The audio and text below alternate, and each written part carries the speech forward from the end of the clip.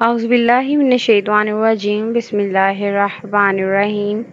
یزید کی والدہ کا تعلق قبیلہ میسون سے تھا۔ جب 645 عیسوی میں یزید پیدا ہوا تو اس کی ماں میسون طلاق لے کر اپنے قبیلے میں آ گئی۔ میسون قبیلہ ابھی نیا نیا مسلمان ہوا تھا، جس وجہ سے ابھی تک عیسائیت کے رسم و رواج قبیلے میں موجود تھے۔ اسی عیسائیت والے ماحول میں یزید کی پرورش ہوئی، تبھی تو مسیحیت کی تعلیمات یزید میں رچ بس گئیں۔ بندروں کو پال کر ان سے کھیلنا، شراب خوری اور شطرنج اس کی مصروفیات کا اجاگر پہلو تھے۔ انتہائی مخالفت کے باوجود یزید 60 ہجری میں تخت نشین ہوا۔ حکومت ملتے ہی یزید نے مدینے میں موجود گورنر عتبہ کو خط لکھا کہ ہر صورت عبداللہ بن زبیر، عبد الرحمن بن ابی بکر، عبداللہ بن عمر اور نواسۂ رسول سے ہر صورت میں میری بیعت لو۔ لیکن ان سب نے بیعت سے انکار کر دیا۔ یزید نے مدینے کے گورنر کو دوسرا خط لکھا تو گورنر مدینہ حضرت امام حسین کے پاس حاضر ہوا اور بتایا کہ یزید نے مجھے آپ سے زبردستی بیعت لینے کو کہا ہے۔ جب امام عالی مقام نے دیکھا کہ مدینے میں قتل و غارت اور فساد برپا ہو سکتا ہے تو آپ نے اور اپنے سارے خاندان اور کچھ اصحاب کے ساتھ پہلے مکہ گئے اور پھر کوفہ کی طرف روانہ ہو گئے۔ لیکن 18,000 کوفیوں نے حضرت امام حسین کی بیعت توڑ دی اور پھر واقعہ کربلا پیش آیا۔ کربلا کا دل خراش واقعہ ہی یزید کا سب سے بڑا اور گھناؤنا کام تصور کیا جاتا ہے۔ یزید نے عبید اللہ ابن زیاد جیسے گورنر کو کوفہ میں تعینات کیا، جس کو حکم دیا گیا کہ کربلا میں ہی حضرت امام حسین سے بیعت لی جائے، بصورت دیگر ان سے جنگ کی جائے۔ عبید اللہ ابن زیاد کے حکم سے شمر اور عمر بن سعد نے کربلا پر لشکر کشی کی۔ نواسۂ رسول اور ان کے 72 جانثاروں کو 3 دن تک پیاسا رکھ کر شہید کر دیا گیا۔ تاریخ کربلا ایسی دردناک ہے کہ بہت سے تاریخ دانوں نے اسے لکھتے لکھتے خون کے آنسو بہائے ہیں۔ ایسا ظلم کیا گیا کہ جس کی کوئی مثال نہیں ملتی۔ بچے، بوڑھے، جوان، یہاں تک کہ عورتوں کو بھی قیدی بنایا گیا۔ عورتیں بھی کوئی عام نہیں ہیں، وہ نبی جو وجہ کائنات ہیں یہ انہی کی نواسیاں تھیں۔ اللہ اکبر۔ پھر یزید کے دربار میں جب امام حسین کا سر مبارک پیش کیا گیا تو اس نے اب کے سر مبارک کی بھی توہین کی اور کچھ ایسے اشعار پڑھے کہ بعض تاریخ دان تو یزید کو فاسق فاجر ہونے کے ساتھ ساتھ کافر بھی قرار دیتے ہیں۔ آخر کیا وجہ تھی کہ یزید نے عبید اللہ ابن زیاد، شمر اور عمر بن سعد کو اہل بیت کو شہید کرنے کی سزا کیوں نہ دی گئی؟ کیونکہ واقعہ کربلا کے بعد بھی یزید کی موت تک عبید اللہ ابن زیاد کوفہ اور بصرہ پر یزید کی طرف سے حکمران رہا۔ ایسے واقعات کے باوجود بھی ابن زیاد جیسا شخص اپنی مسند پر برجمان رکھنے کی وجہ یزید کے پاس آخر کیا تھی؟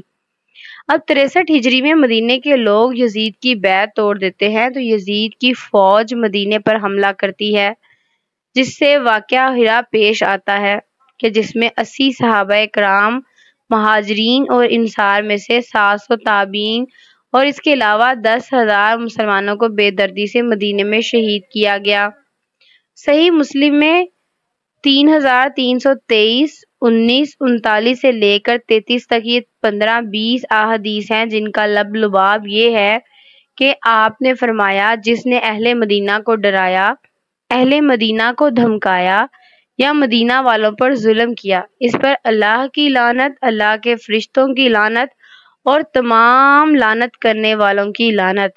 لیکن یہاں پر ہی نہ رکا اور مدینے کے بعد مکہ پر بھی حملہ کیا گیا اور خانہ کعبہ کی عمارت پر بھی سنگ باری کی گئی۔ بس پھر یزید کو دی گئی اللہ پاک کی مہلت ختم ہوتی ہے۔ اب اس ظالم، فاسق، فاجر اور شرابی کی موت آتی ہے۔ اس کی موت کے متعلق 3 طرح کی روایات تاریخی کتب میں ملتی ہیں۔ پہلی روایت تو یہ ہے کہ یزید ایک رومی نسل کی خوبصورت لڑکی کے عشق میں مبتلا ہو گیا تھا۔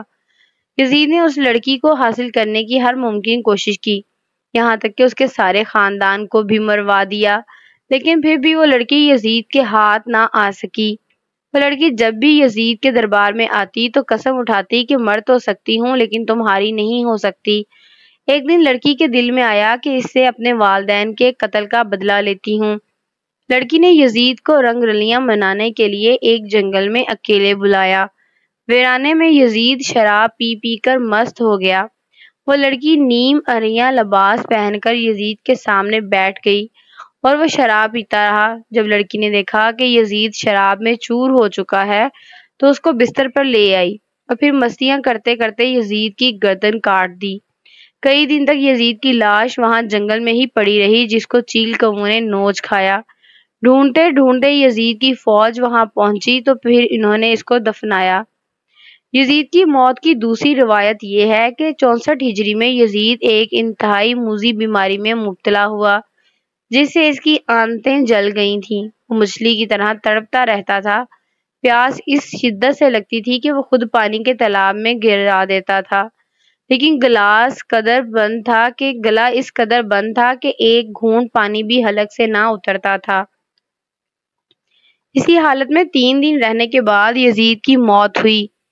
یزید کی موت کی تیسری روایت یہ ہے کہ چونکہ یزید بندر پالنے کا شوقین تھا تو اسی شوق نے اس کی جان لی۔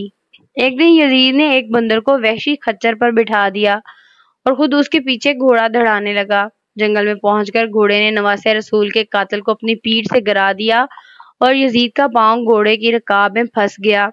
وہ گھوڑا دوڑتا رہا اور یزید زمین پہ گرتے گرتے اس کا سر ایک پتھر پہ جا ٹکرایا، لیکن وہ گھوڑا نہ رکا یہاں تک کہ اس کا پورا جسم پامال ہونے لگا۔ یزید کی فوج نے جب یزید کی لاش کو دیکھا تو وہ کہنے لگے حسین ابن علی کے خون کی یہی سزا ہے۔ یزید صرف 3 برس 6 ماہ تخت شرارت و خباثت کر کے 14 ربیع الاول 64 ہجری کو شام ملک کے شہر حمص کے علاقے حورین میں 39 سال کی عمر میں مر گیا۔ آج بھی اس مولون کی قبر دمشق میں نشان عبرت ہے۔ اللہ پاک ہم سب کو صحیح معنوں میں اور دکھاوے سے پاک نبی پاک صلی اللہ علیہ وآلہ وسلم اور ان کی آل سے محبت عطا فرمائے۔ ہم بھی نبی آخر الزماں حضرت محمد اور اہل بیت پر اپنی جان، مال اور عزت قربان کرنے والوں میں شامل ہو جائیں۔ اے اللہ پاک ہماری دعائیں قبول فرما لے۔